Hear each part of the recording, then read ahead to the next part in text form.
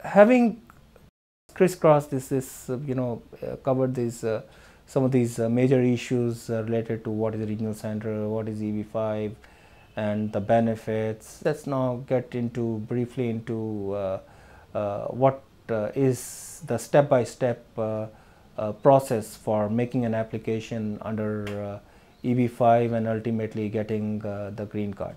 Well, first and foremost, the EB5 investor applicant needs to decide whether he wants to make a direct investment and manage the business under EB5 visa, or wants to make investment under the regional program. If one wishes to make a direct investment, then the process is long, I may add. The process is long simply on one ground, because first you will make many trips to USA to decide what business you want to do.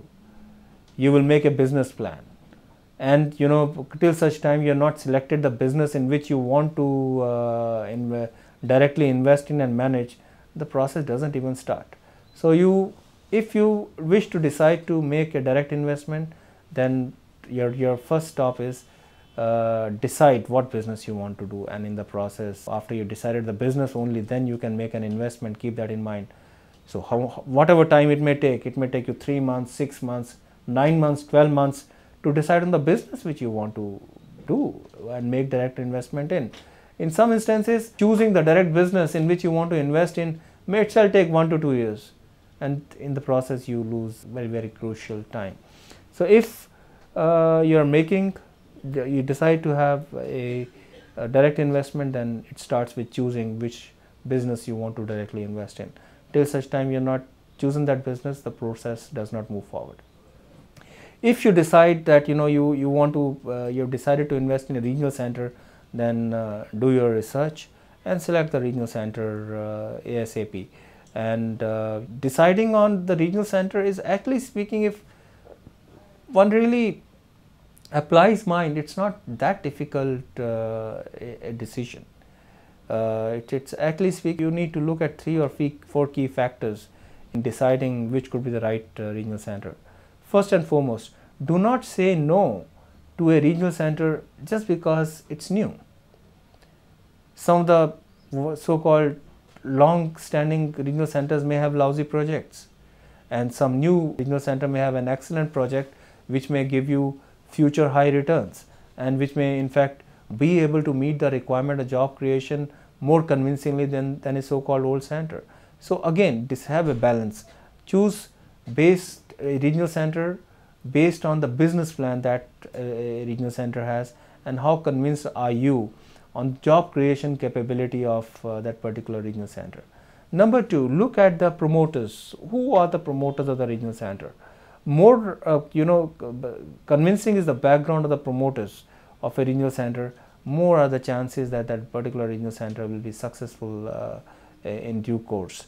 And lastly, you could also choose the regional center based on the past track record. Some of the regional centers by now have good past track record, and are able to prove that they are able to meet the job creation requirement convincingly. However, that is no guarantee that their future projects will also meet that requirement. So again, have an unbiased approach, a very well balanced approach in choosing the regional center. But in between the promoters and the business plan, you should be able to decide which is the regional center in which you would like to invest in. At Abhinav, we do continuously keep an eye on regional centers that keep on coming in, and we'll be able to direct your attention to some of the regional centers that you may consider. But I say a big but here, you must make the decision yourself. Our role will be to identifying these centers. Whether or not to identify in these regional centers, the choice will be totally yours, the decision will be totally yours, the risk will be totally yours.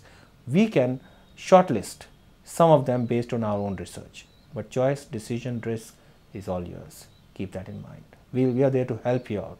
We cannot be you. That's very important to appreciate. So now you have decided to decided on the regional center in which you want to invest in. At this stage, you will appoint an attorney.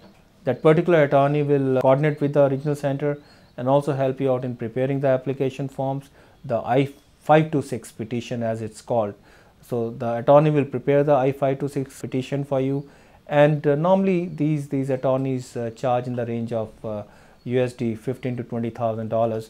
It's very important when you're signing an attorney to identify and have in black and white the scope of services that particular attorney will provide. So ordinarily the scope of services should include services right till the time the conditions on the green card application are waived. So it should include all his services till that stage. So do look at the scope of services that particular attorney is permitting doing for you against that fee of $15,000 to $20,000 that he is charging. Normally this fee is not refundable. I-526 application before it's filed, as requirement of the I-526 application, you are required to deposit funds. Now these funds are divided in two parts. One is that you will, again it differs from regional center to regional center, but there is an administration fee that all regional centers charge. You can call it administration, you can call it marketing, you can call it all referral costs that are involved in executing a particular project. So the particular fee of around $40,000 to $60,000 that has to be deposited into the account of the regional center. These funds are normally refundable should your I-526 application be refused. But if I-526 petition is approved, then these funds are not refundable under any circumstances. You at this stage will also, and I'm talking of prior to I-526 application petition, you at this stage will also, deposit $500,000, the requirement, into the designated escrow account. These funds are transferred from the escrow account to the regional center account only if and after the I-526 petition is approved. But these funds must reach USA. These funds must be in the escrow account as part of the I-526 petition requirements. You cannot say that I'll transfer the funds after my application is approved. EB-5 process works in a different way. You first show evidence of funds transfer in states, and then as part of the I-526 application, that particular evidence is recorded, and only then the application is processed. Along with that, you will sign all the escrow funds evidence, the administration fee transfer. You will at this stage also give non-refundable application fee of around USD 1,500 as petition fee for I-526, and this fee, I may add, is subject to change without notice, and that will accompany the application. The I-526 application process will take somewhere around 6 to 9 months, and that's a normal application processing time. Should there be demand for additional evidence, at times the department asks for more documents, more information, or a clarification, so that can add on to 3 to 6 months more. But overall, 6 to 9 months is the minimum time frame one should look at in processing of application for I-526, and not less. It can be somewhere around 12 to 18 months time if there are any requests for further evidence receipt for your application. So filing a complete I-526 application initially, a good 5 to 6 application with all the recorded evidence and documents is critically important to ensure there is a reduced time frame. After your I-526 application is approved, the funds are transferred from the escrow account to the limited partnership of the regional center, and then you have, if you are within USA on a legitimate status, so you can then file for adjustment of status to EB-5 green card with the United States Immigration Services, or alternatively you can, if you are outside of USA, that is in your country, then you can you have to apply for the EB-5 green card in the nearest consulate office. When you will file for the EB-5 green card, that's basically called change of status. At that particular time you will file, and the application, there is an application fee of almost like USD 1070 for each per person, and for children below 14 years around USD 635.